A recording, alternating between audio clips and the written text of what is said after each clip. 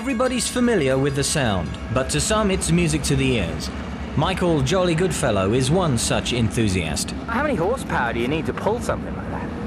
Oh man, they need plenty of horsepower. These units that are pulling this train here are probably 2,000 horsepower each. For you to be caught at a stop like this is actually heaven, right? Yeah. Yeah, I actually will stop and wait for a train if I see one coming. So there's somebody like, I've had enough of that! All right, so we're on the move. What's the first step, Jolly?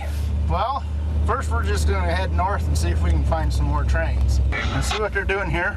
All right. These cars are moving on their own. They just shoved them and started them rolling to go down and meet the train. Oh, really? Yeah, see how they're just moving on their own down there? Yeah, that's a kind of Twilight Zone thing, isn't it? Catch up with the locomotive. That's hilarious. So they just pushed them and they just get rolling. Yeah, you just got them rolling, and so they're going to catch up with the locomotive. Right about now, they're going to smack into you. So that's the technical term. Yeah. Is they're going to smack into you. Okay, so the goal of what we're trying to do here is to catch up with one of these trains, and a little bit of skill involved. Well, no, not really. The scanner helps tell you if there's a train around. I've gone out days and never seen a train. Okay, so now we're out in the boonies completely now, and your goal is exactly what? Well, go find a good spot to take a picture of the train. All right. So is that one of the things? Is actually taking a photograph? It's kind of proof. It's like it's your trophy. Yeah. Will we ever find the train? Will Jolly get his prize picture? Will we ever find our way back home?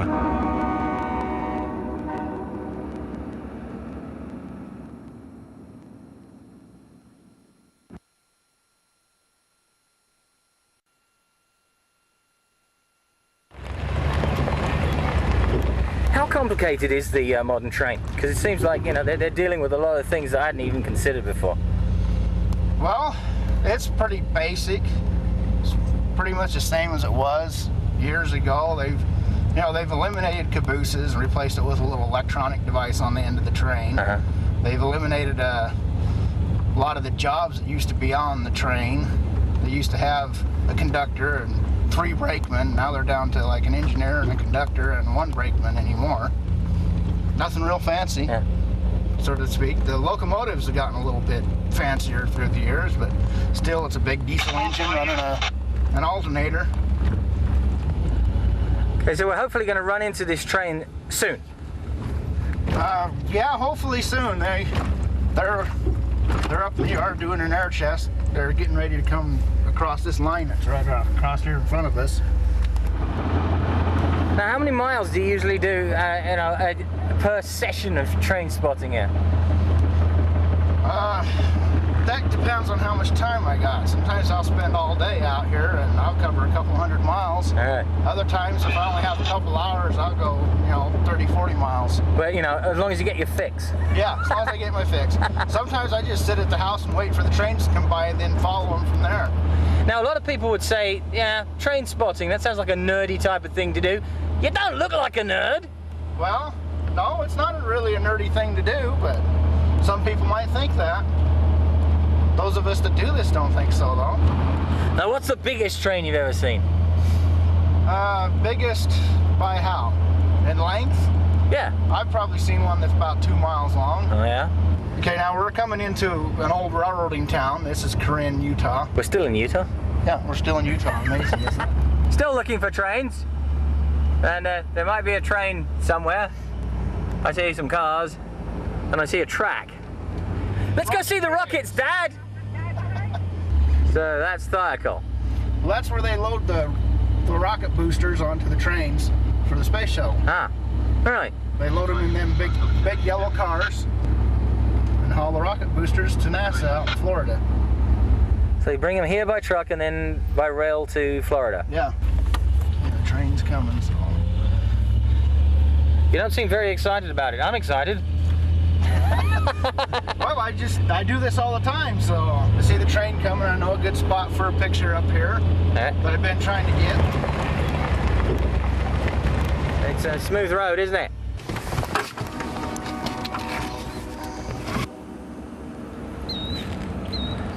Here she comes.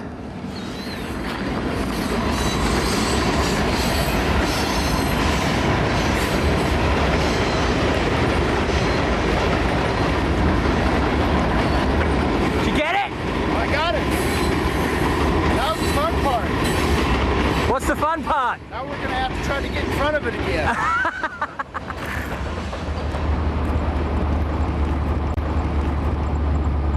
So obviously we're trying to desperately get in front of this train right now. You ever got any tickets? No, never got any tickets chasing trains. I try to stay within the speed limits, particularly in the small towns. Sure. Is there a little pang of excitement you get when you're getting close to the prey like this? Yeah, it does, especially when you get stuck behind some slow guy. Alright, now here's where the action begins.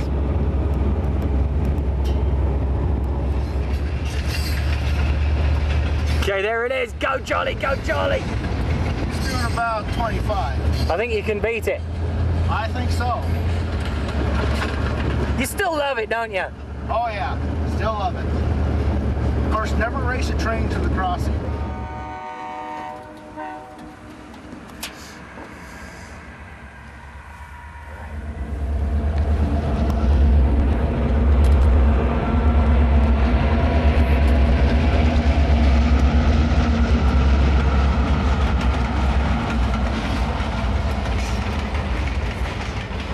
Got it. Another satisfying day of train spotting.